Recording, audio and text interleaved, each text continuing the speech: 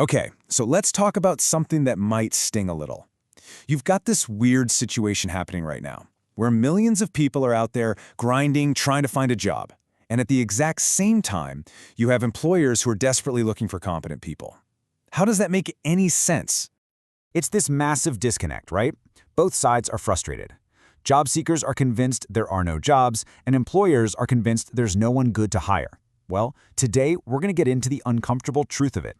For a lot of folks, the issue isn't a lack of jobs. It's that their skills, and I mean the whole package, the hard skills, the soft skills, just basic professionalism, aren't quite ready for what the market demands. Welcome back to the channel, Finance People. If you are new here, a hearty welcome from the JoshLM Finance crew.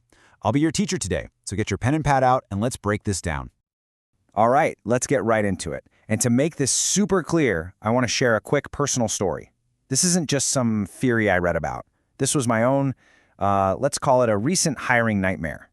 So a little while back, I needed to hire for a couple of roles that honestly should have been pretty simple. A home manager, basically a personal assistant to help keep things running smoothly, and a secretary for the business. We're not talking rocket science here, just needed someone who was organized, could communicate clearly, and was reliable. It seemed easy enough. Well, I was wrong. The applications I got were something else. I mean, you would not believe it. Basic spelling mistakes all over the place, simple instructions in the job post just completely ignored. No hello, no professional greeting, just no structure or courtesy. It was a perfect real-world example of how someone can say there are no jobs, but not actually be ready when one pops up. And think about it. If I'm having this much trouble filling these straightforward roles, just imagine the absolute headache that big companies go through trying to hire for really skilled tech or AI jobs. This isn't just my little problem. It's a huge global thing. And that really brings us to the heart of the matter, this idea of the great competence mismatch. It's not just about a job shortage. It's way deeper than that. So here's the deal. Employers are hiring. They really are. But when they say they're hiring, what they actually mean is, we need people who can solve our problems and perform at a professional level from day one. They're not just looking for a job seeker to fill a seat. They're looking for someone who makes their problems disappear. That's a massive shift in how you need to think about it. And this, right here, this quote, is everything. So many people think, hey, I got the certificate, I got the degree, where's my job? But the market, well, it doesn't really care about your piece of paper. The market pays for solved problems, period. This is exactly why you see companies leaning so heavily on automation and AI now.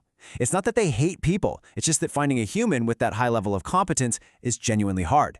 And that, right there, is the big opportunity for anyone who's willing to build it.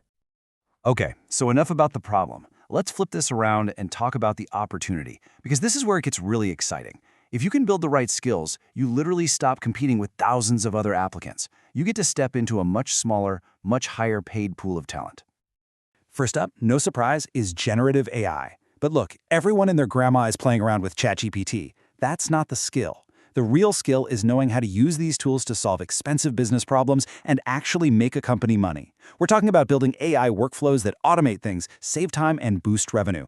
Companies are desperate for AI problem solvers, not just AI users. This is already a six-figure remote skill, and it's just getting started. Next up, cybersecurity.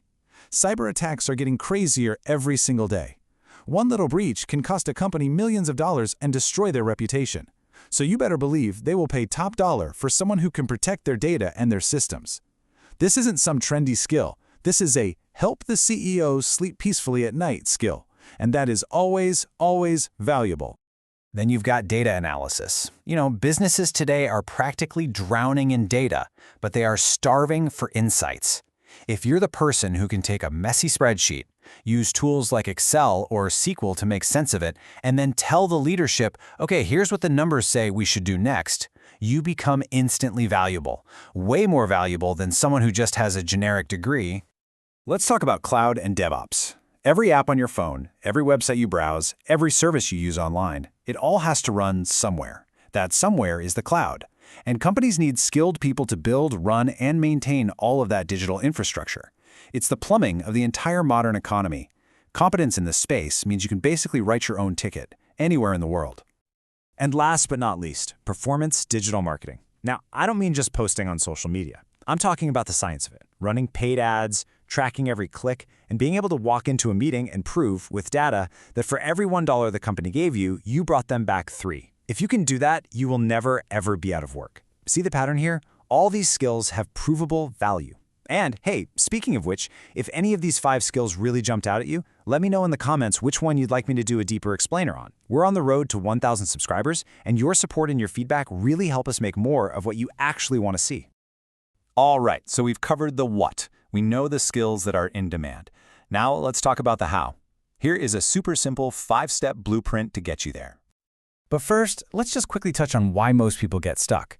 It's because they chase shiny objects. They jump on trends, they look for a quick buck, or they just collect a bunch of online certificates thinking that's enough. They avoid the hard, sometimes uncomfortable work of really building a deep skill. So here's the real plan. Simple but not easy. Step 1, pick one high-value skill. Just one.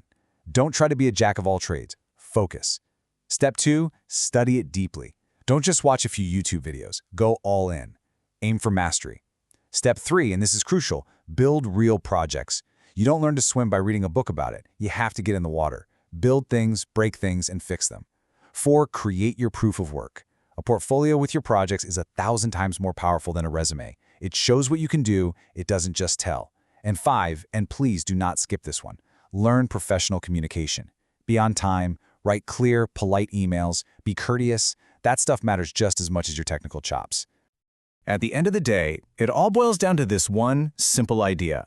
High income will always follow high usefulness. Stop chasing money and start chasing how you can be more useful. The money will come. So yeah, the uncomfortable truth is that the world isn't short of jobs. It's short of people who are truly ready and competent to do them well.